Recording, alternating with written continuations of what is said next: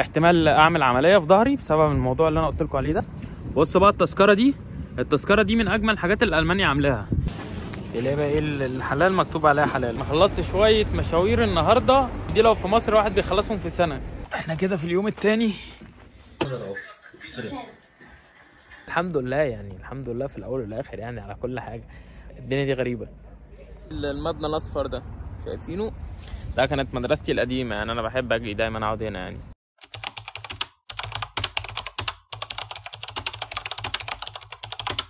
رب اشرح لي صدري ويسر لي امري واحلل عقدة من لساني يفقهوا قولي. صباح الفل، ومعاكم محمد ابو عيسى، واهلا بيكم في فلوج جديد. النهارده هوريكم يومي ازاي ماشي ايه يومي ازاي دي. النهارده هوريكم ازاي يومي ماشي في رمضان، بس النهارده انا مش لوحدي، معانا الشيف دينو. اهلا وسهلا. اهلا بيك حبيب قلبي. منور حبيب قلبي الغالي. التجهيزات اللي احنا عملناها هتعمل لنا ايه بقى كده النهارده؟ ان شاء الله هنعمل جباكنا هنشن. طيب وانا هكمل البطاطس والبصل اللي انا بعملهم النهارده بقى. طبعا لازم اكون انا مساعد الشيف، اكيد مش انا الشيف الاساسي. نعمله بقى ايه عظمه النهارده ان شاء الله. احنا كده حطينا الحلوه، بس نقفله بقى عليها الفرن عشان اهم حاجه النظافه. لازم ايه بعد ما نخلص نحط الحاجه في غساله الاطباق كده ونغسل الدنيا وننضف الدنيا حوالينا عشان تبقى الدنيا نظيفه. اصحابي احنا بقى ايه حطينا الفراخ في الفرن وسيبنا الحاجات تستوى. يعني لسه بدري، الساعه كام دلوقتي؟ لسه الساعه 10:15. انا ما نمتش لغايه دلوقتي من امبارح. بس فانا يعني هوريلكم يوم النهارده. واليوم النهارده عشوائي شويه لان مفيش يعني حاجه مترتبه، وهو اساسا يعني ده مش يومي الطبيعي اللي بيمشي في رمضان. ويومي الطبيعي بيمشي الصبح، بيبقى كليه او شغل لغايه الساعه 3:30. بعد كده بطلع اعمل الفطار وافطر واصلي العشاء والتراويح ورشاد قرآن، وبعد كده انام واصحى واعيد نفس الكرة يعني. لكن بما ان النهارده يوم شويه مختلف وانا مش عارف هعمل ايه النهارده، فانا قلت ايه اوريلكم بقى، بما ان في طبخه حلوه وبحب الطبخ انا. بس انا هنا دلوقتي في مدينتي القديمه، هوريها لكم دلوقتي لما انزل. وجاي اكشف على ظهري لان ايه في شويه مشاكل كده، هي دي اللي مؤخراني عن اليوتيوب ومعطله، يعني تعتبر موقفه حياتي الفتره دي. بس فصراحة كمان نفسيتي مش احسن حاجة يعني ان انا اطلع اصور فيديوهات. ولكن النهاردة قلت ايه اصور لكم فيديو، يعني لان في كذا حد قال لي صور لنا يومك في رمضان وبتاع. بس وكمان النهاردة الشمس طالعة، فبحب شكلي في الشمس. انا زي ما قلت لكم كل فيديو يكون فيه شمس لازم اقول لكم الكلمة دي. شعري كمان بدأ يطلع. بس يا رجالة فايه خدكم كمان شوية كده وننزلوا بقى نلف ونشوفوا. انا والله لسه مش عارف اعمل ايه. ادخل انام دلوقتي شوية وبعد كده ننزلوا في شوية حاجات اوريلكم بقى الفراخ بعد ما تتجهز وبتاع، يبقى شغل فاخر من الاخر يعني. يلا اشوفكم كمان شويه. 6.5 hours later. يا جدعان عاملين ايه؟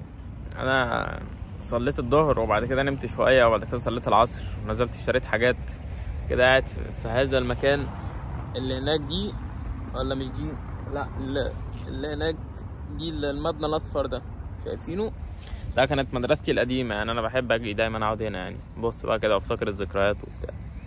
بس ساعد يعني المكان كده قبل المغرب فاضل له بتاع تلت ساعه ولسه الفراخ في الفرن. تخيلوا الفراخ في الفرن من الساعه 10 الصبح، بس مهدي عليها خالص بقى عشان تاكل حاجه زي الفل. بس وقاعد بقى كده اتامل في خلق الله، والواحد ايه كده يعني الواحد نفسيته مش احسن حاجه، ف بيحاول يتامل. ولسه بقى لما يجي الربيع يعني احنا بدأنا اللي هو ايه العشب الاخضر ده بدأ يبان. لسه بقى كل الشجر اللي ورا ده بصوا شايفين الشجرة دي، وكل الشجر اللي حواليها ده هيتملى بقى ورق وحتى بصوا شايفين في ممر هناك كده. الممر ده كله بيبقى حرفيا ورد، يعني بيبقى المنظر هنا مذهل. فإن شاء الله لما الشجر يطلع بقرره لكم. قوموا بقى اقعدوا ايه، تركنا للمنزل خلاص. فضلش الا تلت ساعة واقل كمان، ويا دوبك اخدها تمشيها كده على الهادي ونسمع شوية قرآن كده ولا حاجة. غالبا اليوم اللي ما بيبقاش فيه روتين بيبقى اليوم مفحكش كده، فاهم؟ طول الليل صاحي وطول النهار نام ساعة وتصحى ساعة وتنام نص ساعة وتنزل تشتري حاجات وهكذا يعني. عارفين احكي لكم على حاجة؟ اول يوم ليا في المانيا هنا لما جيت دخلت نمت وبتاع، بعد كده صحيت نزلت اتمشى في الشارع عشان انا ما كنتش مستوعب اللي انا في المانيا. نزلت قعدت ورا هنا، بس هنا في تصليحات دلوقتي فقافلينها. المهم كنت في قمه الانبساط اللي ممكن بني ادم ينبسطه في حياته. بصوا انا ما كنتش مستوعب اللي انا في المانيا. انا كنت عمال ابص كده وابص كده وابص للبيوت دي، اصل الحاجات دي انا كنت بشوفها في الصور. والتمثال اللي ورا ده، تعالوا اوريه لكم كده. التمثال ده زمان واقف هنا، اكتر واحد يعني كنت بحبه في حياتي هو بابا سعيد اللي هو جدي يعني. كان واقف ومتصور جنب التمثال ده، كان حاطط ايده عليه كده. فسبحان الله يعني انا واقف قصاد نفس التمثال في نفس المكان، ولكن هو مش موجود. الحكمة يعني من الموضوع اللي هو ايه، الدنيا دي غريبة اقسم بالله يعني. وهو لما هو كان واقف هنا كنت انا لسه في مصر وكان موجود. دلوقتي انا واقف في نفس المكان ونفسي حتى اسمع صوته. وطبعا الحمد لله يعني، الحمد لله في الاول والاخر يعني على كل حاجة. ولكن انا بقول لكم يعني الحكمة اللي هو ايه، الدنيا دي غريبة. 12 seconds later. Bitte im Controller drauf. Bitte. Controller drauf. Controller. Jetzt. Tomorrow. يا رجالة احنا كده في اليوم التاني من ايه، من الفيديو اللي انا صورته امبارح. العربية قفلت يا جدعان. انا كنت لسه جاي من عند الدكتور، اتشكشكت كمية شكشكة بسبب سحب الدم والكشف وشوية حاجات كده بس. ودلوقتي بقى ايه، رايح شوية مشاوير كده، رايح اركب سكرينة جديدة للموبايل. الشارع اللي انا ماشي فيه ده حلو، بحب شكله. انت بص كده، في شجر قدامي هنا حلو ورا يعني، هوريهولكوا. بس رايح اعمل شوية حاجات كده وهوريلكوا يعني اللي ينفع اوريهولكوا. الشمس طلعت اهي والدنيا بدأت تظبط شوية. الدنيا من شوية كانت غيامة وشتا وبتاع. لسه طالع من المحل اللي ورا ده، عملت شوية حاجات خاصة بالموبايل يعني. وبعد كده انتقل الى المشوار القادم، خدكم معايا برضه. بس يا معلم، فما تنساش بقى ايه اللايك بتاعك الجميل والسبسكرايب وبتاع. ما تنساش كمان اهم حاجة صلي على النبي كده، عشان ربنا يعني كده ايه يدينا بركة كده. فصلي على النبي. يلا اشوفكم كمان شوية. A few moments later. لسه بقى طالع من الصيدليه ايه من ورا، ما خلصت شويه مشاوير النهارده الصراحه يعني دي لو في مصر واحد بيخلصهم في سنه. وخلاص بقى انا مش شايف قدامي، ما نمتش والصيام وجايب الدواء قد كده. بصوا يعني ده جزء من الدواء. بصوا علبه الدواء قد ايه يعني، لسه فاضل ادويه كتير. بس في حته بورشه معديه من ورا اهي. بس فهجيب بقى شويه حاجات يعني السوبر ماركت، وبعد كده هروح مش عارف هعمل ايه بعد كده، فهتكملوا معايا برضه. بجملة الشراء والمصاريف دخلت السوبر ماركت تاني.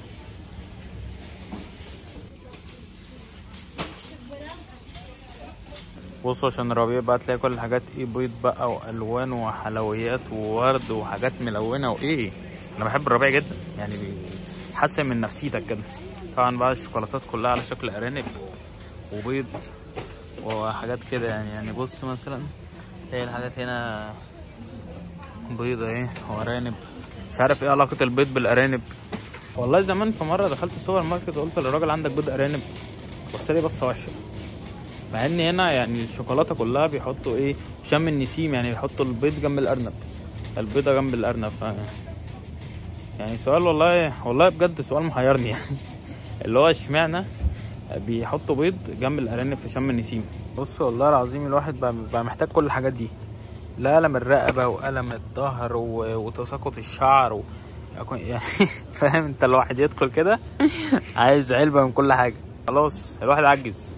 بصوا من اكتر الحاجات اللي بحبها في السوبر ماركت الحاجات الجاهزة اللي هي مثلا تتجاب تحطها في الفرن مثلا. يعني دي مثلا ايه، دي لازانيا ايه، هي طبعا بلحم الخنزير يعني، بس يعني في حاجات كتيرة كده اللي هو للناس اللي ما بتعرفش تطبخ. طبعا انا الحمد لله مش منهم. طبعا الكلام دي مش ليك انت فبتجيب بقى الحاجات دي فاهم، تعمل بقى شوربات، تعمل مكرونات، تعمل الحاجات دي كلها. في كمان بومس اهي، بطاطس، في فراخ. طبعا الفراخ مش حلال، بس السوبر ماركت ده الوحيد اللي بيبيع فراخ حلال اهو. بصوا اهي، تدخل مثلا كده تلاقي بقى ايه الحلال مكتوب عليها حلال، بس السوبر ماركت ده الوحيد اسمها النورما هي اللي بتبيع. وفي برضه في الكاوفلاند ده اكبر محل في المانيا يعني، هو ده برضه ساعات بينزل فراخ حلال. غير كده كل بيبيع فراخ ايه مش حلال. بصوا ما مثلا في حاجات زي دي اللي هي عمك الخنزير شخصيا، بصوا شكلها تقرف الكلب. brother what's that يعني مش عارف هم اساسا بياكلوه ازاي. بصوا دايما من اهم الحاجات اللي هتلاقوها هنا في المانيا حاجات الزرع دي، السمادات والكلام ده والورد في اي سوبر ماركت تلاقيه ايا كان ايه هو. وبصوا مثلا ده ركن الاندومي. الاندومي ده مكتوب عليه حلال، بس فين اهي بصوا حلال. فيعني في بعض الحاجات مكتوب عليها حلال، والحاجات بقى اللي مش مكتوب عليها حلال انا عندي ابلكيشن هسيب لكم الصوره بتاعته الناس اللي عايشه هنا يعني في المانيا. الابلكيشن ده بيجيب لك الحاجات الحلال من الحرام، وابلكيشن جامد الصراحه. الابلكيشن ده انا بستعمله دايما، بعمل سكان بس للكود وبيقول لي بقى اذا كانت حلال حرام مشبوهه، فاهم؟ فابلكيشن تحفه. انا جربت كذا واحد. في ابلكيشن في مره جربت والله جبت حته خنزير شخصيا وعملتها سكان بالابلكيشن قال لي حلال، لكن الابلكيشن ده انا جربته كذا مره ويعني اتاكدت منه يعني. بس والله اعلم برضه يعني المفروض تقرا دايما مكونات الحاجه اللي انت بتشتريها، ومع الوقت بقى خبرتك يعني بتاخد خبره خلاص، انت عارف ايه الحاجات الحلال. يعني الدنيا بتبقى صعبه في الاول بس مع الوقت خلاص بتعرف ايه الحلال وايه الحرام. 2000 years later. انا بقى كده ايه الحمد لله يعني الواحد قرب يخلص مشاويره. الساعه كام دلوقتي؟ الساعه 3 ايه 32 دقيقه بس. فالواحد قرب يخلص المشاوير الحمد لله، وعايز انام مش شايف قدامي، عايز اصلي وعايز انام، وفي كام حاجه كده المفروض اخلصها دلوقتي، وكام تليفون 5000 تليفون. والصراحه الواحد بيتعامل مع المان يعني ولا المصريين اللي في المصالح الحكوميه. عارفين انتوا بتاع المصريين اللي هو عدي علينا بكره وعدي علينا الاسبوع الجاي، ومدام ابتسام بتفطر ومش عارف يطلع الدور الثالث الحاجات دي يعني كده. فالواحد هنا بيتعامل مع ناس اوسخ من دي الصراحه. فالواحد مش عارف يعمل ايه الصراحه بقى، ومكالمات ووجع الدماغ وورق ودنيا. بس الطريقه دي بتاعي هنا كده عامله لي صداع برضو. يعني الواحد بقى اي حاجه بتجيب له صداع، الواحد مش فاهم في ايه. بس يا جدعان انتوا عاملين ايه؟ اخباركم وحشتوني والله.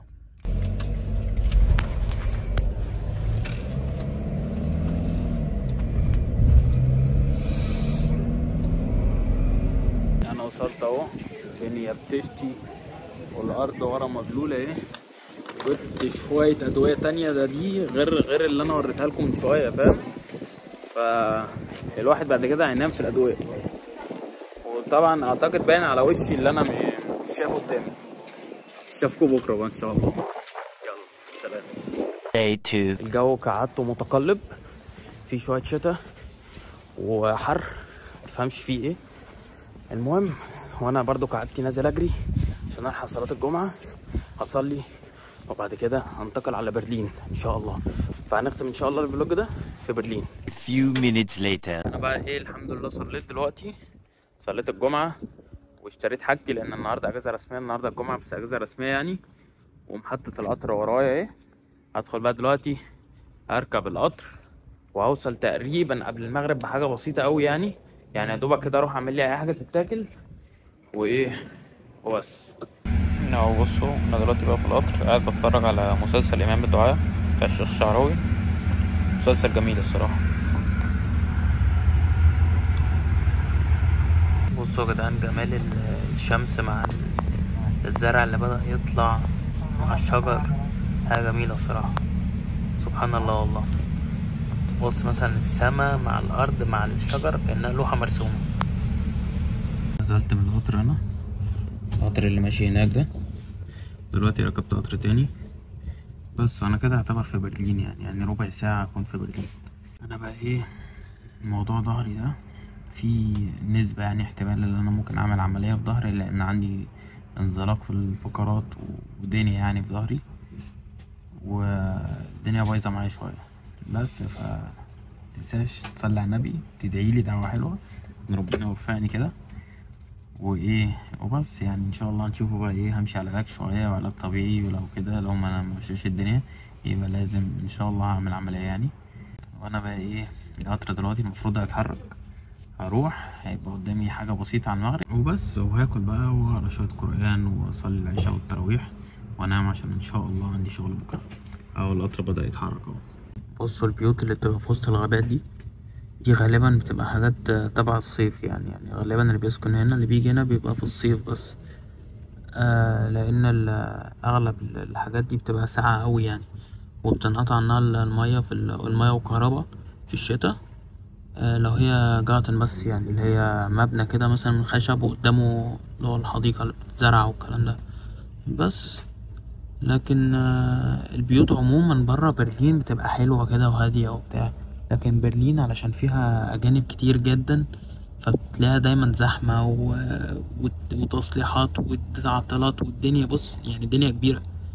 فالناس بقى بتيجي عموما يعني أغلب الألمان بتوع برلين دايما بيسكنوا كده في الحتت البعيدة اللي هي برا برلين شوية بس. وطبعا اللي بيسكن هنا بقى لازم يكون معاه عربية ولازم يكون معاه دنيته ويكون معاه البيت بتاعه، فاهم يعني تبقى الدنيا صعبة هنا شوية. غير مثلا جوه المدينة نفسها انت عادي يعني مش شرط يكون معاك عربية تركب مواصلات سهلة.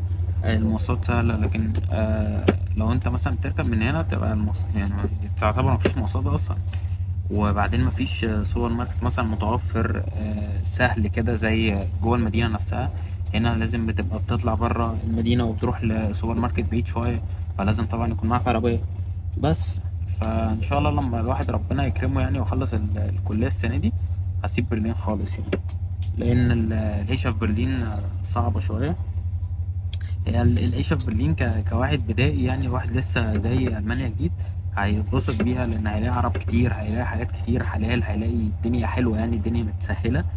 ولكن لما تقعد بقى شوية وانت عايز تطور من نفسك أكتر برلين مش هتبقى مناسبة ليك. وبعدين برلين صعبة أوي في السكن لأن فيها أجانب كتير والسكن غالي أوي، فاهم، لأن عليه طلب كتير فبتلاقيه دايما غالي.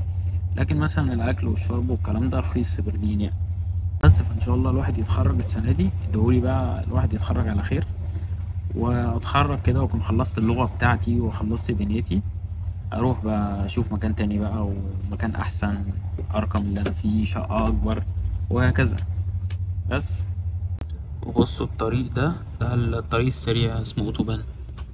الطريق ده انا بحب امشي عليه جدا بس. وكمان يعني شهر ولا حاجة بالكتير هتلاقي كل الشجر اللي قدامك الفاضي ده هتلاقيه بص لونه اخضر وحاجة تحفة. وكل اللي بين القضبان ده هتلاقي يعني زرع اخضر كده ومع المية، وتلاقي بقى الشمس هتطلع وتبقى الدنيا جميلة الصراحة.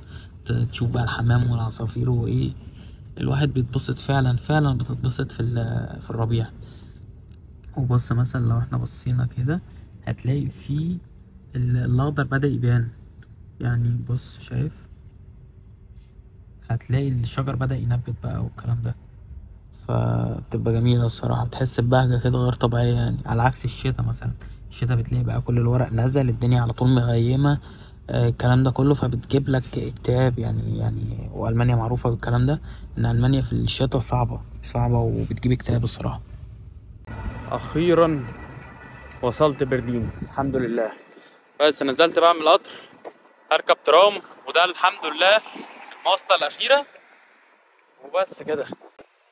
وادي الترام اللي انا اركبه وصل بالسلامة.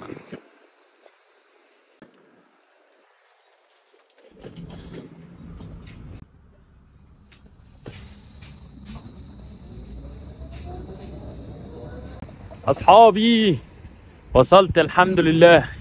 انا بيتي العمارة الطويلة دي بس.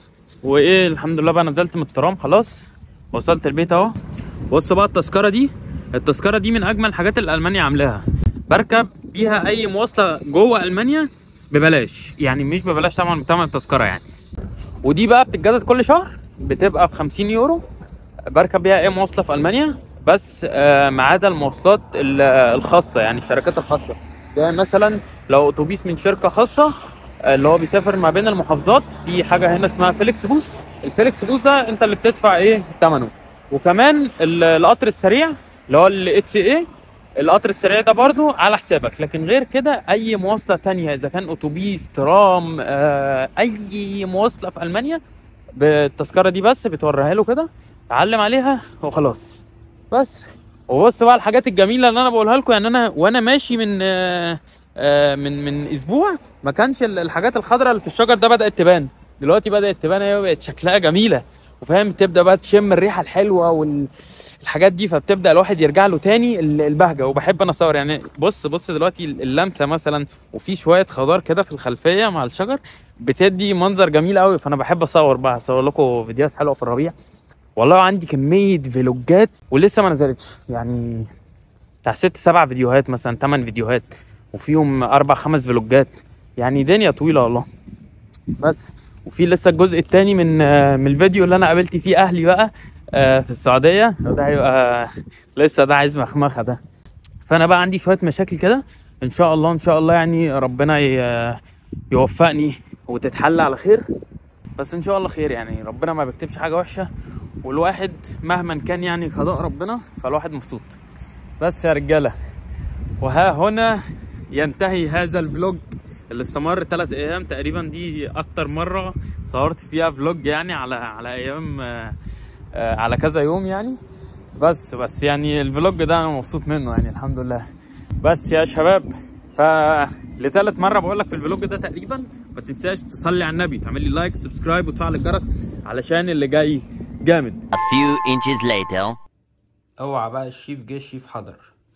بص يا معلم، بص الحلاوه. المفروض انا كنت بعمل اي حاجه، يعني انا كنت بعمل اي حاجه كده اللي هو ايه تسد معايا النهارده اليوم، ولكن طلع معايا المنظر فقلت اوريه لكم. لا بجد ربنا يحميني، انا مبهور بيا. بس يا رجاله وكده الحمد لله، فطرت على السنه على التمر وصليت، دلوقتي باكل وانا بتفرج على مسلسل امام الدعاء بتاع الشيخ الشعراوي. بس وكده يبقى الفلوج انتهى، وفي نهايه الفيديو ما تنساش تصلي على النبي وتعملي لايك للفيديو وسبسكرايب للقناه علشان اللي جاي جامد. بس وزي كل مره، سبحانك اللهم وبحمدك، اشهد ان لا اله الا انت، استغفرك واتوب اليك. انا معكم محمد ابو عيسى ام